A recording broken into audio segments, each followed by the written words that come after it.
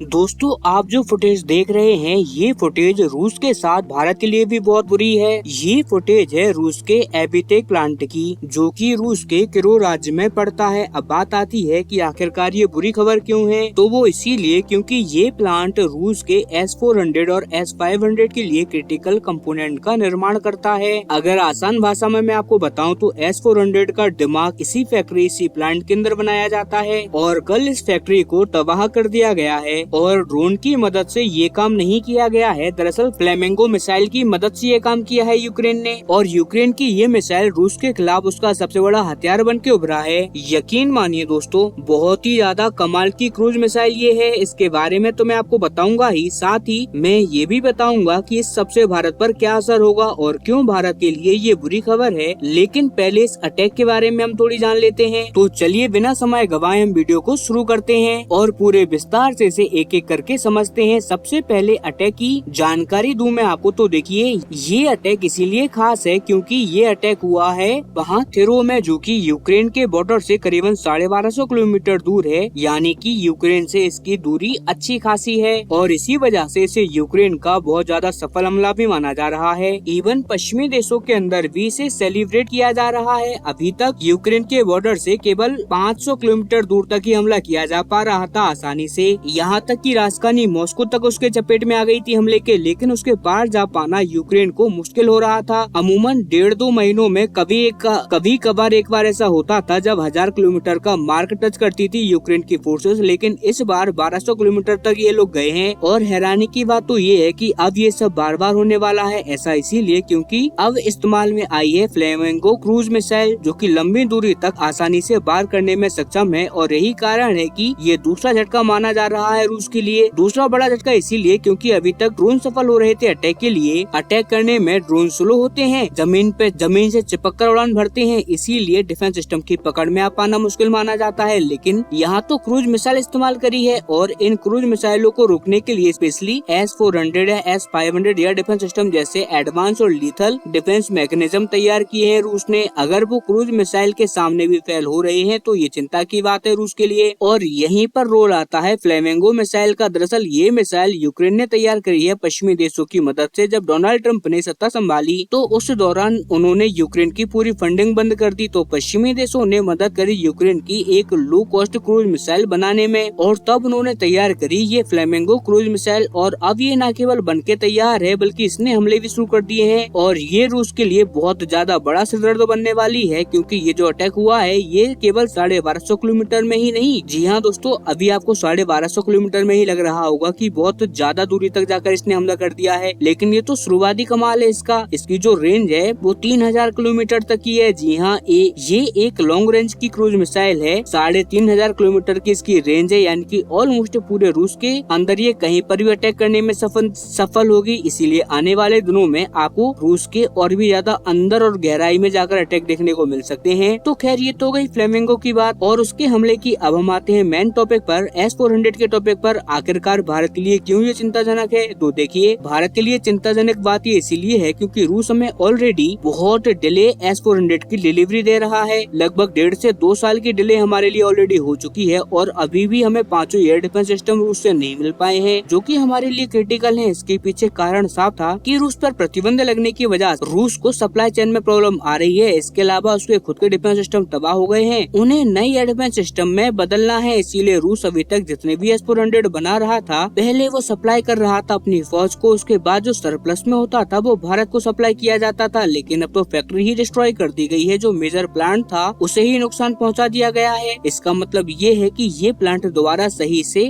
Working condition में लाने के लिए 6 से 8 महीने का टाइम लग ही जाएगा, यानी कि ओवरऑल S-400 की जो प्रोडक्शन है वो करीबन 1 से 1.5 साल तक डिले हो सकती है। हालांकि एक अच्छी खबर मैं आपको दे दूं कि रूस के पास ऑलरेडी काफी सारा स्टॉक पड़ा हुआ है S-400 के क्रिटिकल कंपोनेंट का, यानी कि आने वाले कुछ महीनों तक ये लोग प्रोडक्शन जरूर जारी रख सकते हैं, लेकिन उसके बाद डिस्ट्रप्शन आ सकती है मैन्युफैक्चरिंग में। इसीलिए कहा जा रहा है कि अगर इसी में से एक S-400 रूस हमें दे देता है तो हमारी मदद होगी। अब देखने वाली बात ये है कि आखिरकार रूस इन हमलों को रोकने के लिए पहले अपनी फौज को S-400 देता है या फिर भारत की जरूरत पूरी करने में मदद करता है। जो भी होगा आने वाले हफ्तों में सब जानकारी हमें मिल जाएगी। इसीलिए आपसे निवेदन है प्लीज चैनल को सब्सक्राइब कर लेना। हम मिलते हैं जल्दी अपनी अगली वीडियो में।